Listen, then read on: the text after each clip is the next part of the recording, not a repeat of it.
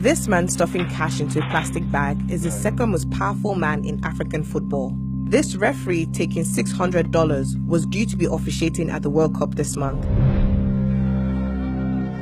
These are just a few clips of hours of secret filming gathered over the past 2 years by controversial Ghanaian journalist AREMEYAW. When this story comes, there's going to be a lot of trouble. His footage, exclusive to BBC Africa Eye, appears to show dozens of referees taking cash before games in both domestic and international tournaments, and top officials also taking gifts. Ghanaians have been waiting for this investigation to blow for weeks. Why the tension is so high? It's football and it's Ghana, and the people have cried for far too long. With the World Cup just around the corner, a storm is about to be unleashed.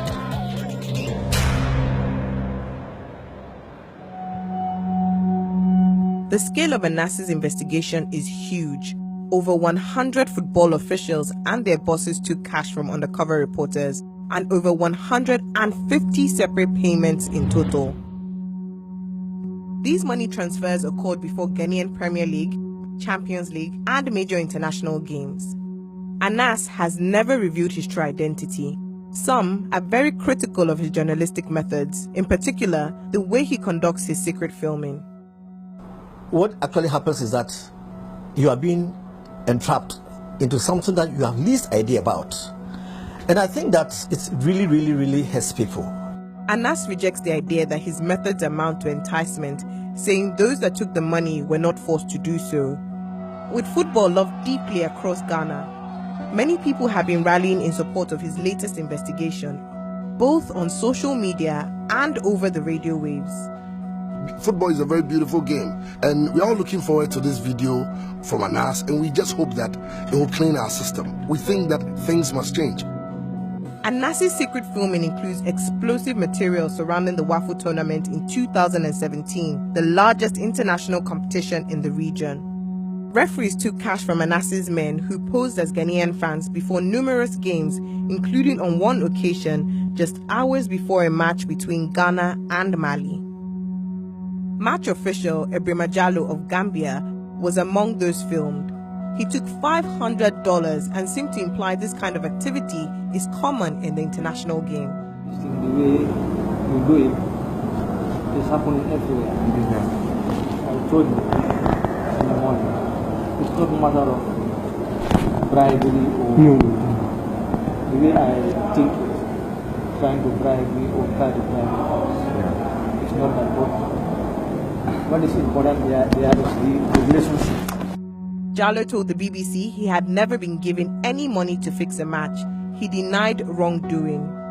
It's against the rules of FIFA and the Ghanaian Football Association for referees or officials involved with the game to take any cash gifts.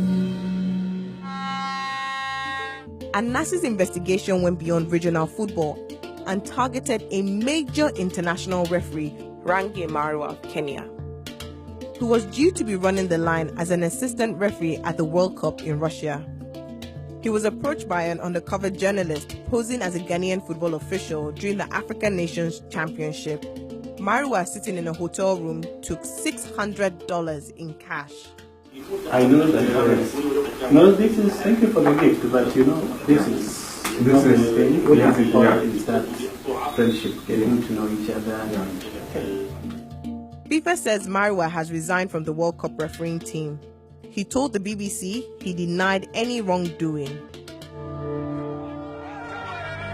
Ultimately, the hundreds of dollars given to referees was relatively small compared with what Anas's undercover team handed to the most important official they targeted, Kwesi Nyantakyi, the president of Ghanaian football and a major figure in football in Africa, took a gift of $65,000 from Anas's reporters, believing they were meeting to discuss the prospects of a sponsorship deal.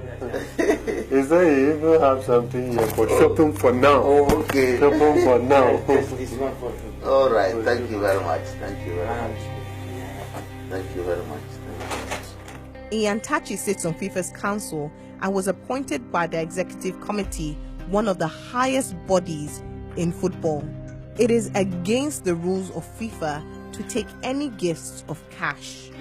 Nyantakyi remains in his position as head of GFA and did not respond to a BBC request for comment. FIFA told the BBC they were investigating the allegations. They said it was a priority for FIFA to protect the integrity of its competitions.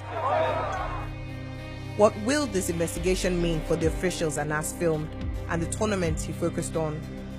The future of West African football is now hanging in the balance.